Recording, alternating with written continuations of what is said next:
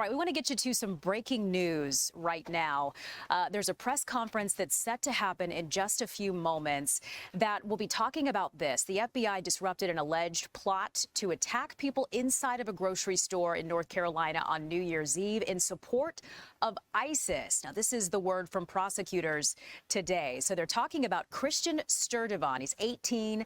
He's from a town just outside of Charlotte. It's called Mint Hill. They say he was arrested, charged with attempting to provide material support to a foreign terrorist organization. So prosecutors said that the alleged plot was foiled after Sturdivant recently started communicating online with someone he thought was affiliated with ISIS. In reality, though, it was a government online covert employee who is referred to in criminal complaints as OC. So in one of those communications, December 14th, Sturdivant allegedly sent OC an image that had 2 hammers and a knife inside of that. So again, thought he was corresponding with someone from ISIS. It was really someone from the U.S. government. So prosecutors said law enforcement ended up searching his home on December 29th. They found all kinds of notes.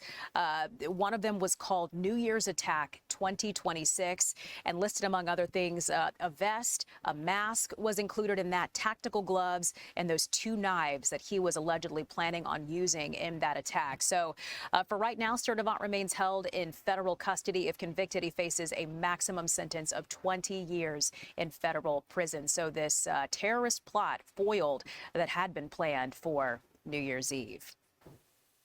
Planning of this attack, he encountered not 1, but 2 undercover officers. Should make the public feel very, very good and very safe. Because law enforcement is out there every day, and we know they have a lot to do.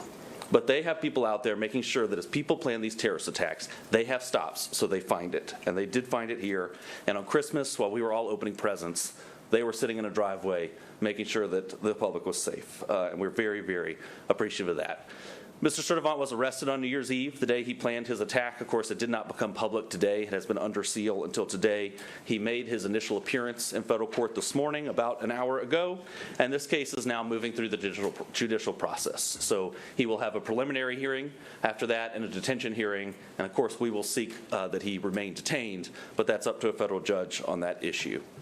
He faces a statutory maximum sentence of 20 years, but as I always tell you, every individual defendant gets a sentencing hearing where a judge takes into account a host of factors under the United States sentencing guidelines. They look at that individual defendant. The judge, he or she, looks at that individual defendant and makes a decision on sentencing, so we don't know what the ultimate sentence will be here. Originally, and I think it is notable, as part of their efforts, the FBI took Mr. Sturdivant to a state magistrate judge to try to have him involuntarily committed. And that was because he had threatened not only other people's lives, but in the process said that he planned to die by a policeman shooting him. So he had threatened other people's lives and self-harm, but the state magistrate judge denied involuntary commitment. Fortunately, the FBI did not give up then and continued to build a federal case and get the evidence they needed to charge him and detain him and keep everyone safe on New Year's Eve. And I'm very, very thankful for that because countless lives were saved here. On New Year's Eve, everyone is at the grocery store. We're all buying the things we need to celebrate, and we could have had a significant loss of life and significant injury here. So we will be here at the federal level dedicated to making sure the public is safe like we were in this case.